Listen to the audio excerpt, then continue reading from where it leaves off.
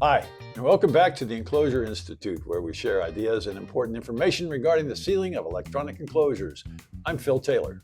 And I'm Jimmy Budd. Today we're going to discuss some of the more common sponge or foam materials that are most often used as seals in enclosures.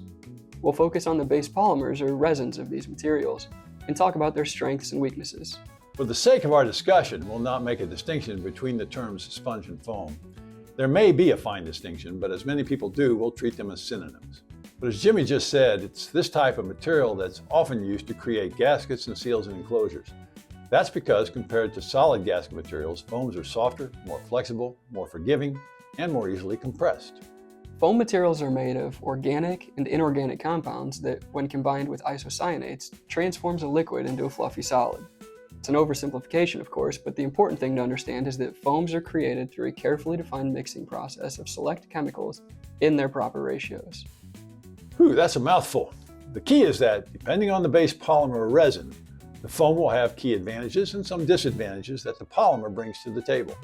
The order in which we discuss these materials is random. Each material is good for some conditions, but no material is good for every condition. We'll review their strengths and trade-offs. When discussing the durability of a gasket material, an important property is its resistance to compression set. All foam materials want to push back when compressed, but all gasket materials, once compressed, will eventually tire and lose some or all of that compression force deflection. We'll discuss and demonstrate compression set in more detail in a later video. But as you compare the various choices of gasket materials, you'll want to weigh the expected durability or lifespan of your enclosure. We'll also mention the relative costs of materials. This should be taken with a grain of salt, though. All of these materials are available from various manufacturers whose cost will vary, and in addition to the base polymer, there are other drivers of the cost for your gasket. For example, you may be able to use a thinner gasket made of silicone foam rather than a much thicker foam made of vinyl-nitrile compound. So let's start with neoprene. Neoprene is a DuPont trade name for the polymer called Chloroprene. Interestingly, according to the publication Rubber and Plastic News, Chloroprene was first developed in 1914 in the chemistry labs at the University of Notre Dame. As the story goes, there was a young student intern working in the chemistry labs at Notre Dame at that time who also played football there, and who, after graduation, abandoned his plans to pursue a career in chemistry and took the full-time job of football coach. His name was Newt Rockne. Notre Dame later sold the formulas for Chloroprene to the E.I. DuPont company in 1930. I'm not sure whatever became of that Rockne fella, but neoprene is still one of the most common synthetic rubber compounds today. For literally decades, neoprene has been the general-purpose synthetic rubber compound in the rubber industry. It's considered to have many good qualities, but almost no outstanding qualities. For example, neoprene has good resistance to ozone in the sunlight, good tensile and elongation strength, and fair resistance to fuels and moderate oils. But temperature range may be acceptable for some applications from negative 30 degrees to 240 degrees F, but on every scale, it is exceeded by another polymer that is better suited in one way or the other. In terms of cost, neoprene sponge are considered low cost, but are not at the rock bottom. The compression set resistance of neoprene sponge, as you will see later, is very low, which makes neoprene sponge material a good choice for applications where durability or long service life is not a consideration. Now, let's talk about EPDM, or ethylene propylene diene monomers.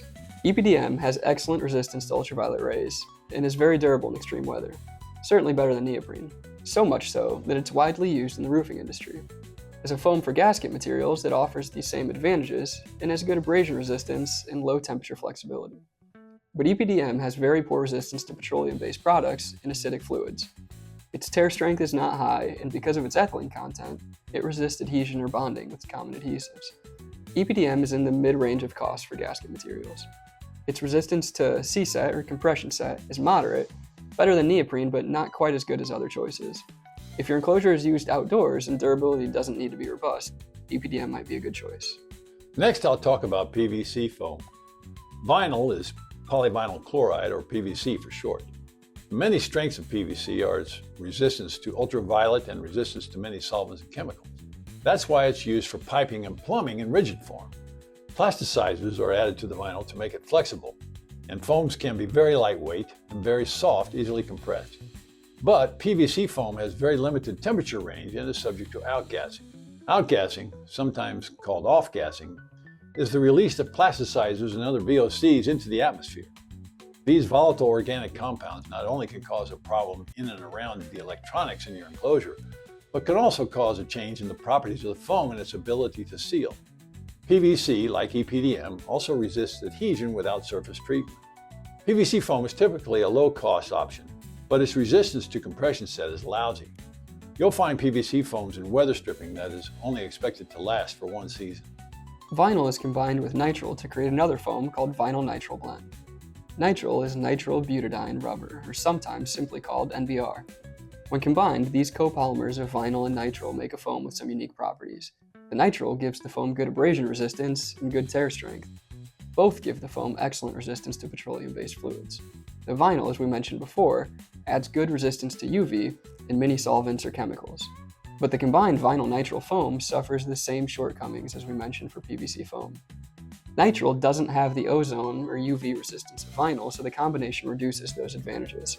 Vinyl-nitrile sponge is also in the mid-range of cost, more expensive than PVC foam, but like PVC foam, its resistance to compression set is quite low.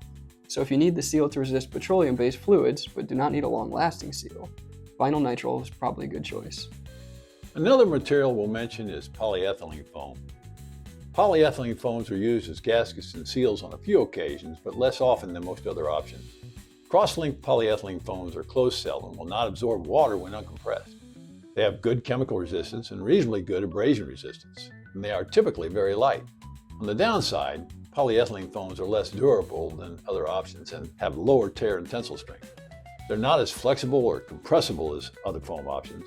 And rather than seals and gaskets, polyethylene foams are often used as fillers in packaging and in spacers and carriers in applications such as medical EKG electrode attachment pads.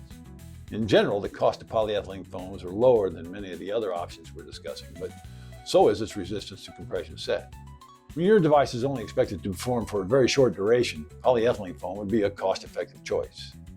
Now, we'll take a look at polyurethane foams. But first, let me make the distinction between light-density open-cell urethane foam and high-density microcellular urethane foam. Light-density urethane foams are common in furniture, bedding, and similar applications.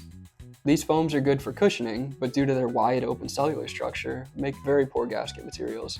In fact, those urethane foams are commonly used as filters through which air or fluids are meant to pass. Microcellular urethane foams, such as Rogers Boron foam on the other hand, are excellent gasket materials. We'll talk more about the cell structure of all these materials and how that cell structure affects the sealing performance of the material in a later blog in the video. But for now, it's important to understand the advantages and disadvantages of the medium to high density urethane foams. Microcellular urethane offers good abrasion resistance and is very durable.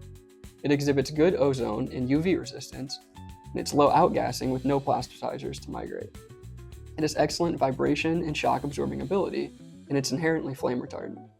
Most formulations of microcellular urethane will perform within temperature ranges from 40 degrees below zero to about 200 degrees F.